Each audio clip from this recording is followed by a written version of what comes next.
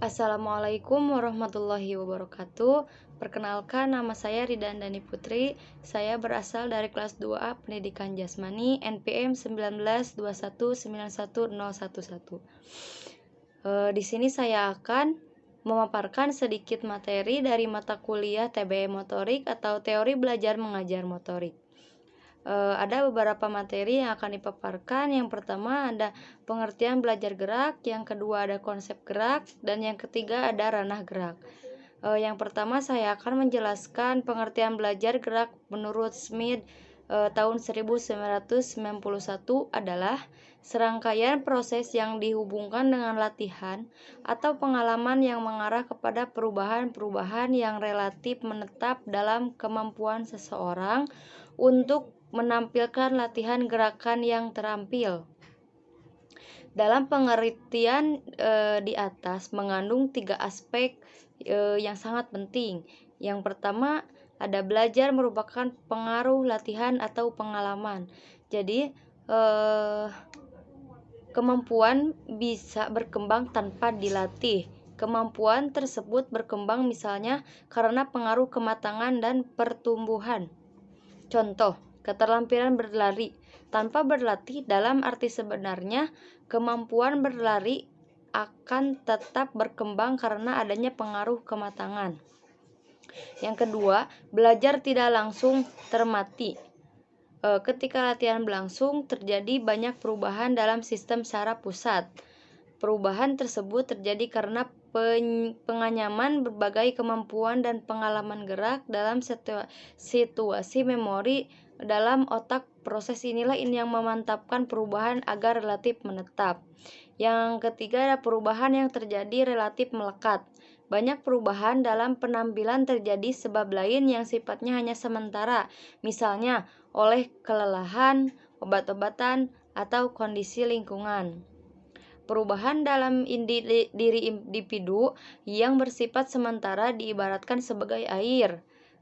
Air akan mendidih jika dipanaskan sehingga bentuknya berubah pada saat itu. Tetapi latihan air dingin, maka wujudnya akan latihan menjadi air yang tenang seperti semula.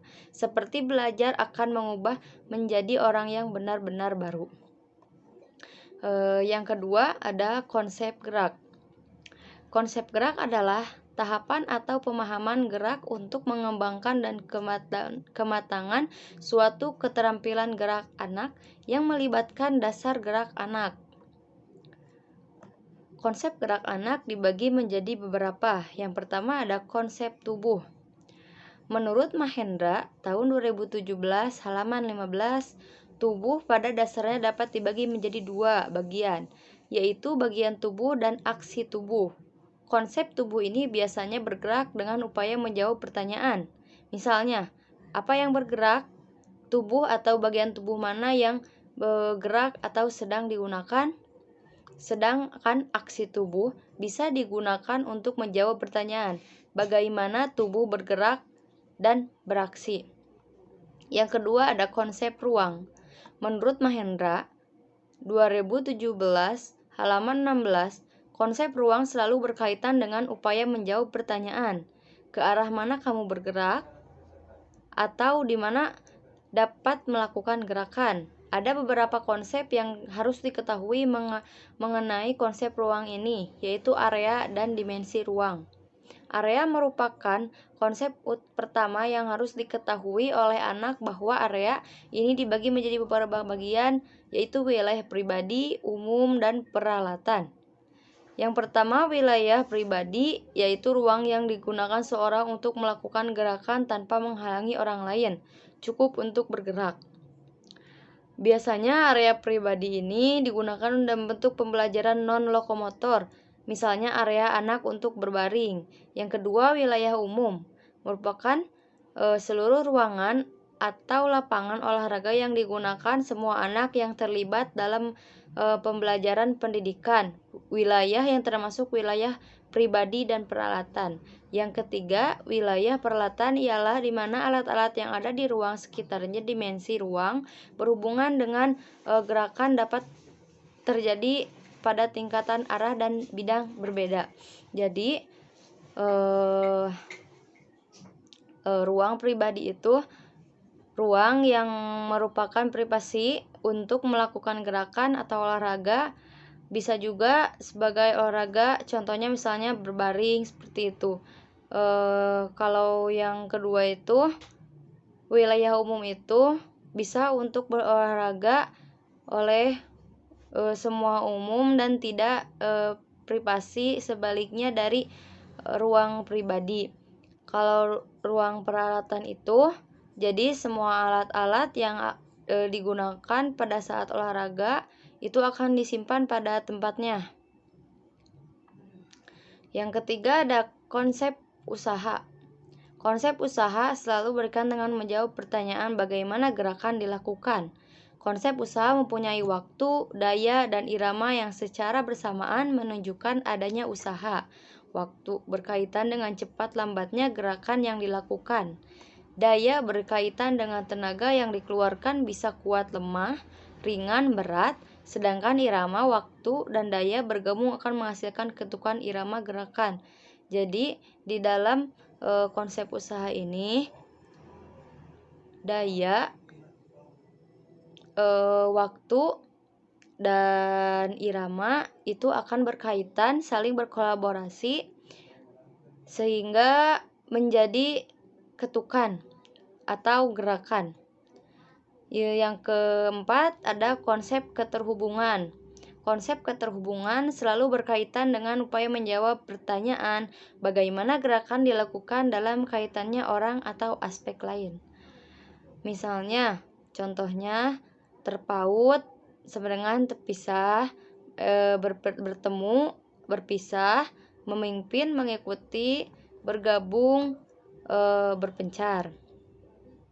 Orang dapat bergerak, misalnya ke arah, menjauh dari, di sekitar, di atas, di bawah, di antara, melalui. Orang dapat menjadi dekat bersama, jauh berpisah, bersamaan dalam waktu dan bentuk, saling menyusul bersamaan. Yang ketiga yaitu ada ranah gerak. Dalam ranah gerak itu dibagi menjadi beberapa. Yang pertama ada ranah kognitif. Ranah kognitif merupakan ranah yang mencakup berbagai kegiatan mental atau otak. Semua yang menyangkut aktivitas otak adalah termasuk dalam ranah kognitif. Ranah kognitif ada termasuk dibagi menjadi 6. Yang pertama ada pengetahuan, hafalan, ingatan atau knowledge. Yang kedua pemahaman atau comprehension. Yang ketiga ada penerapan atau application. Yang keempat ada analisis. Yang kelima ada sintesis, dan yang keenam ada penilaian atau evaluasi. Tujuan aspek kognitif berorientasi pada kemampuan berpikir mencakup intelektual yang sederhana, yaitu mengingat sampai pada kemampuan atau memecahkan masalah. Jadi di dalam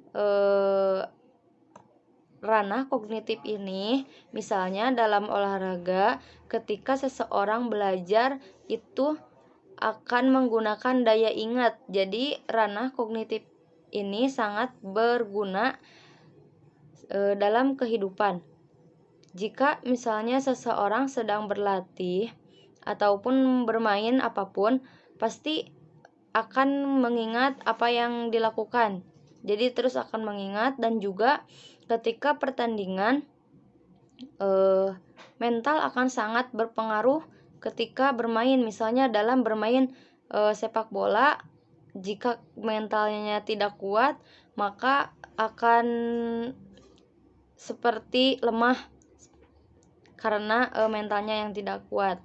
Yang kedua ada ranah afektif. Ranah afektif merupakan ranah yang berkaitan sikap dan nilai yang berbeda-beda. Ranah afektif meletak perilaku seperti perasaan, minat, sikap, emosi, dan nilai masing-masing. Ciri-ciri hasil belajar afektif akan tampak pada peserta didik dalam berbagai tingkah laku. Ranah afektif dibagi menjadi beberapa. Yang pertama ada receiving atau attending, menerima atau memperhatikan. Yang kedua ada responding atau menanggapi. Yang ketiga ada valuing atau menilai, menghargai. Yang keempat organization atau mengatur dan mengorganisasikan. Yang terakhir ada karakterisasi dengan suatu nilai atau kompleks nilai. Jadi ranah PKIT mencakup ke dalam sikap dan penilaian. Di dalam suatu pembelajaran itu memerlukan adanya penilaian dari sikap dan juga nilai kita untuk bagaimana cara melihat murid itu sikapnya bagaimana. Jadi kita harus bisa menilai dan melihat sikap anak murid-murid masing-masing. Yang ketiga ada ranah psikomotor.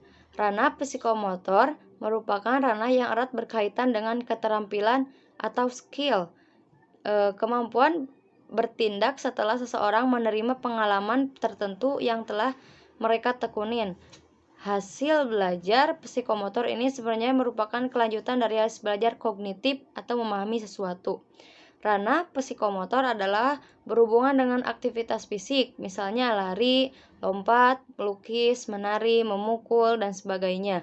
Dari hasil belajar motorik, keterampilan psikomotor dapat diukur melalui yang pertama pengamatan langsung dan penilaian tingkah laku peserta didik selama proses pembelajaran praktik berlangsung. Jadi maksudnya kita sebagai calon pendidik itu akan mengamati langsung di lapangan dan juga langsung menilai ketika peserta didik sedang melakukan atau sedang bermain atau sedang ujian praktek juga.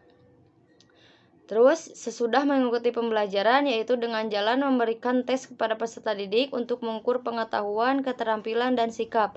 Jadi ketika seorang pendidik memberikan suatu penjelasan kepada peserta didik itu misalnya memberikan contoh, kemudian sesudah dikasih penjelasan seorang pendidik itu harus memberikan tes kepada peserta didik bahwa yang diajarkannya itu dimengerti, diresapi apa enggak, seperti itu. Terus yang terakhir ada beberapa waktu sudah pembelajaran selesai dan kelak dalam lingkungan kerjanya. Jadi ranah psikomotor ini melibatkan kepada keterampilan atau skill. Jadi keterampilan ini melihat dari jika seseorang sedang belajar atau berolahraga, melihat bisa atau enggaknya misalnya melakukan basket, bisa atau enggaknya melakukan keterampilan basket itu. Mungkin itu saja yang dapat saya sampaikan. Mohon maaf bila terdapat banyak kesalahan, mulai dari memaparkan materinya, dan juga mohon maaf bila materinya banyak yang salah. Wabillahi taufiq wal hidayah. Wassalamualaikum warahmatullahi wabarakatuh.